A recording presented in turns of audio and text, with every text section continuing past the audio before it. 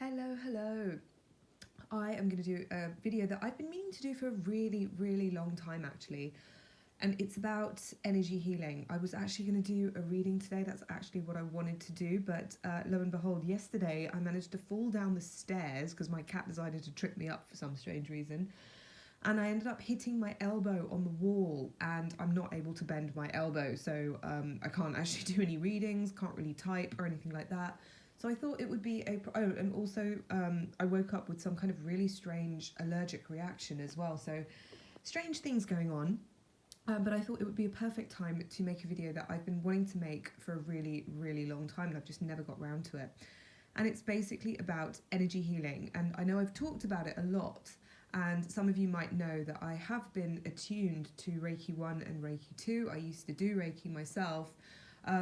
It was never really enough for me. I've always kind of wanted more, and something didn't really sit kind of right with me. And then I heard a video, and this was one of the things that really, really drew me to Sadhguru, to my guru actually, is because of what he said about Reiki and energy healing in these two videos, which I'm going to kind of talk about a little bit. I'll summarize in this video here, and then I will leave links to them so that you can listen to it yourselves as well, because I know that Reiki and a lot of energy healing is very common in the twin flame community, and I'm not saying that it's bad. I'm definitely not saying that it's all bad, but I do think it's important that people are aware of this side to it as well, and the more you know about it, the better, basically, because many people do it, but who really kind of definitely understands the nuts and bolts of what's kind of going on. It's quite mysterious and a little bit, dare I say it, vague. It can be, and I definitely have not had bad experiences with every experience of Reiki that I've had,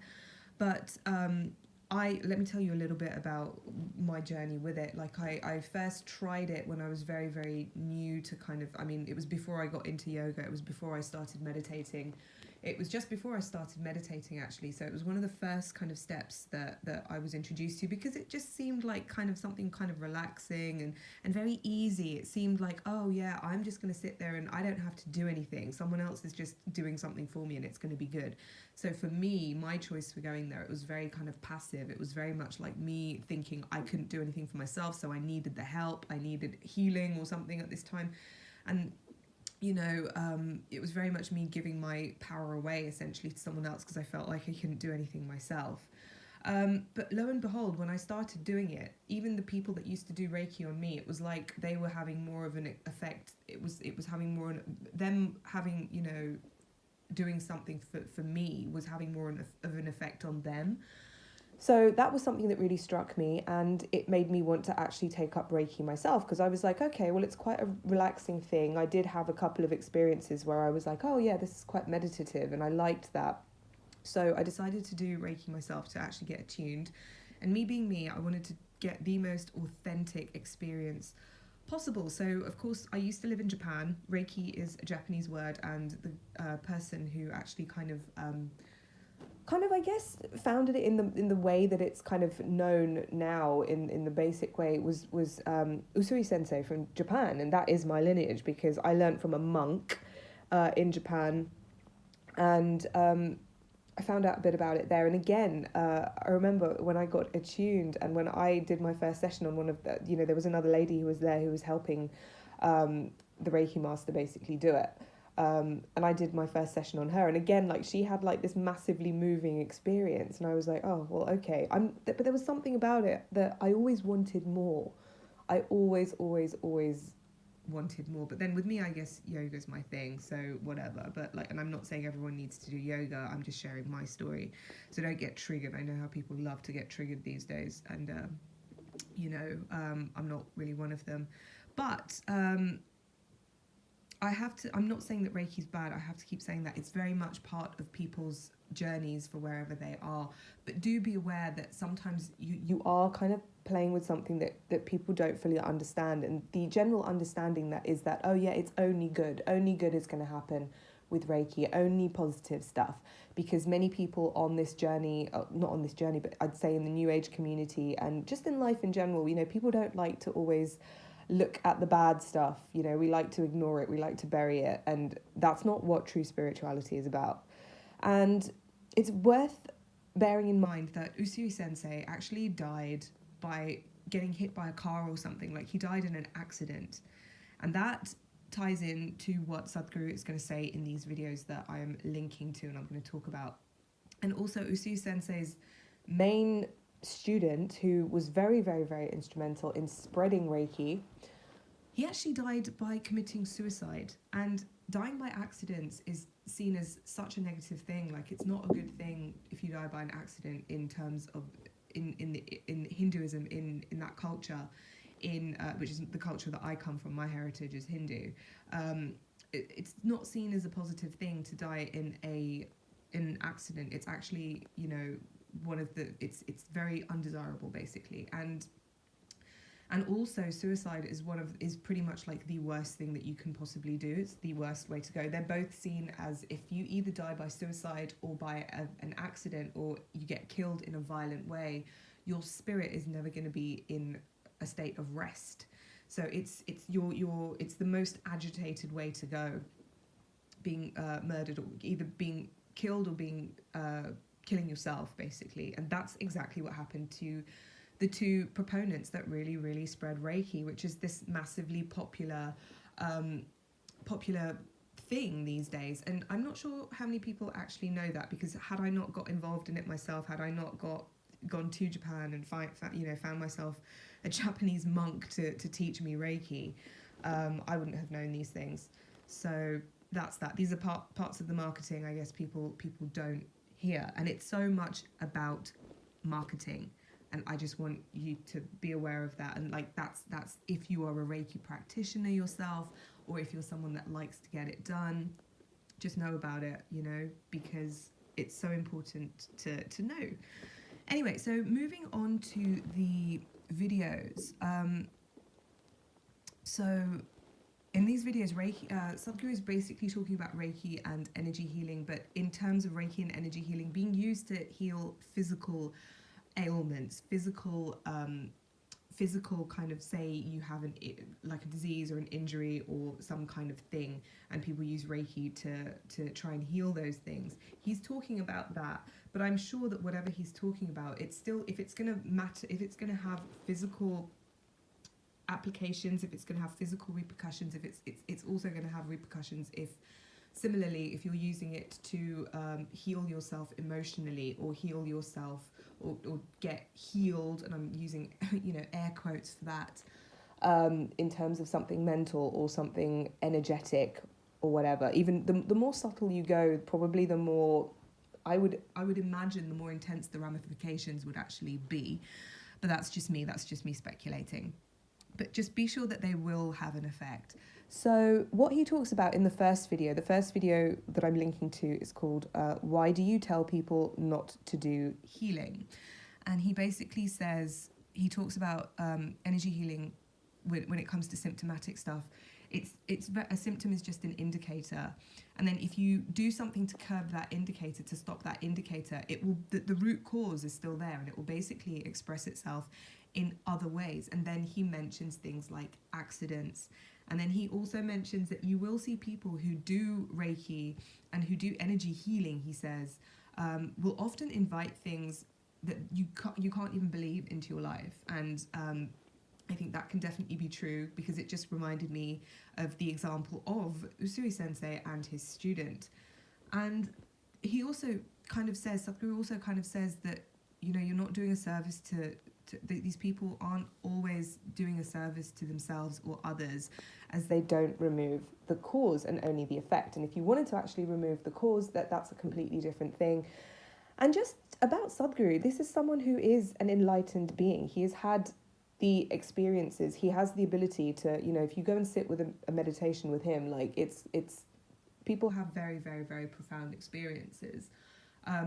I'm not one of the people that sits there and starts screaming when he does a meditation, but a lot of other people do. I still have a very profound effect. It has a very profound effect on me, and it's what I experience around him is what I've been looking for, and I've not really found that through other means, which is why I'm so passionate about it. Anyway, so that's what he says about the first video. And then the really fascinating thing about it is that he goes on, in that first video, he also goes on to talk about healing and how it's and he relates it to Jesus, and why it's so big in the West is because, being mainly a Christian kind of culture, Jesus was very much, he uses the word marketed, trust him to be a little bit, very blunt. He does not mince his words, and I think that's why I'm such a fan. There's nothing saccharine about Sadhguru, but like he basically uses the word marketed. So Jesus, he says that Jesus never called himself a healer, but he was marketed in such a way that he was. And that's why people are so into healing in many Western countries, and that's why we love it in our culture, sort of thing. And by that I mean Western culture. And he also talks about many of the things that Jesus actually taught being pretty much kriyas, and I find that fascinating because you probably don't know if you're Western, but in India, many Indian people will just be like, yeah, Jesus was in India. Jesus came to India when that period when nobody knew where he was here. And it's just so well known. Like, I mean, it's really interesting. When I was doing my first yoga teacher training course, which I absolutely hated because it was so commercial and just complete rubbish, that was in Rishikesh in India, and it's 11:11. And we went to a cave, and this cave was so immensely, like, the vibrations there were just phenomenal. And everyone was like, basically, there was a couple of sages, like Hindu sages, Indian sages, that were really, really famous from, I think, the time of the Ramayana, which is one epic, which you might have heard of or not, who meditated there, but also Jesus meditated in that cave. And I was just like, oh, okay. I've been to a lot of very sacred spots in India, and many of them are very, very powerful and very alive. Some of them I've been to, really, really famous temples, they don't have that vibe about them. And then I subsequently found out that those temples have they were consecrated in a certain way, and they needed to be maintained with mantras and stuff. Not all of them do, but those ones were, and then they changed the rituals, and those temples basically died. I won't name any names because some of them are very famous. And those don't have the same vibe. This cave was absolutely amazing. Anyway, so that was neither here nor there. But it's really, really interesting to hear him say that. In the second video, which is titled Sadhguru, Why One Should Not Do Reiki to Avoid Karma, he talks about people kind of meddling with energy without knowing the full nuts and bolts, the full story. Like, it can cause various consequences, and it's not just karma. It's basically the practitioner and the receiver having their karmas kind of, I've heard that it's the karmas kind of interchange and mix and stuff like that, and the practitioner can take on these people's karmas basically. And the lady asking the question was like, how can I avoid this? And then Sadhguru goes on to basically say that people, and I think he was referring to the lady asking the question. He was like saying many people want to play God while wearing kid gloves, and while wearing gloves, and that's not how God works, because God is within us, kind of thing. So when God plays, the game with us, God plays 110%, doesn't wear gloves in other words. But this is something, and he basically says, unless you have that level of involvement, don't meddle with such things, meaning don't meddle with energy healing. And that's something that I think people should definitely be aware of if they practice Reiki themselves, if they have been attuned to Reiki too, because I did find that when I got attuned to Reiki too, and I did want to do Reiki Master after that at the time, and it put me off, because something inside me was like, no, people told me, the marketing was, yeah, it's a great thing to do it, it'll protect you. And I just found it just made me feel more of a mess. I found that, it just made me feel like I was too open. My energies were too open. I was taking on too much stuff. And it probably had something to do with, it was very much a part of my journey. I needed to experience that. But I didn't like it. I'm very, very sensitive to energy. And I was like, no, this is a mess. This just feels like I've just been exposed in a way that I don't want to be exposed. And I definitely feel like my Isha Hatha Yoga has undone a lot of the things that I didn't like, that I kind of got involved in when I did that, when I got attuned to my Reiki too. So tons of stuff about it just didn't really sit right with me. It just felt very it felt like Sadhguru uses the term in the thing, like it's juvenile, and it literally felt like nobody knew what they were talking about. Like it was almost like when I hear Sadhguru talk about yoga, it's like I'm getting taught by the class teacher. When I heard people, even the people that attune me to Reiki too, it felt like, when you're at school and like someone next to you just chimes in with, trying to teach you, but it's just a student and they don't know what they're talking about. that's what it felt like. It just felt like amateur.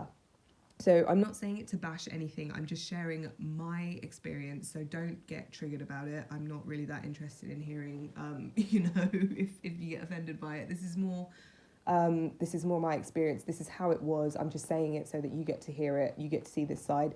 If you feel guided, do check out the videos, because I have been asked in the past why I don't do Reiki anymore. This is why. So I'm doing that whole explanation now. You can definitely make your own mind up. I definitely don't think that all Reiki, all forms of Reiki, I know it's changing and there are different versions of it. I definitely don't feel that they're all bad.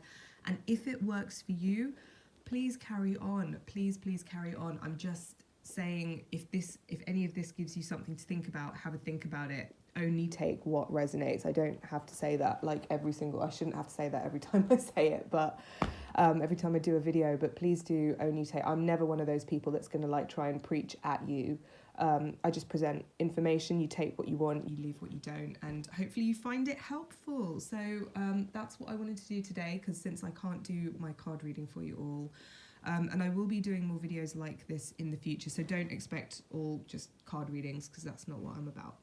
Okay, that's not the only thing I'm about. Okay, lots of love to you all. I hope you are having a wonderful, wonderful week, and take lots of care of yourselves, and I'll be back soon, hopefully with a reading within the next couple of days. Bye.